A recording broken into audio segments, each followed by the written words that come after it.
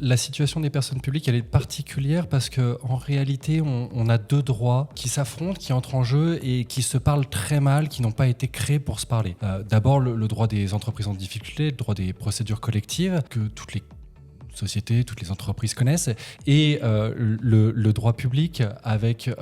ses règles dérogatoires au droit commun, et notamment les questions de la propriété publique, de la domanialité publique qu'il convient de protéger, et puis la continuité du service public dont elles sont garantes. Et donc forcément, lorsqu'elles ont des co-contractants en charge de ce service public, on a des règles qui vont avoir du mal à se parler, et on va voir qui sont parfois difficiles à appliquer et à conjuguer. Une nuance peut-être, ce que tu évoques Clément, c'est justement un pan du droit qui permet de concilier ces deux mondes qui ne se parlent pas, c'est le droit européen des aides d'État. C'est celui où précisément les personnes publiques vont venir en aide aux entreprises en difficulté. Alors,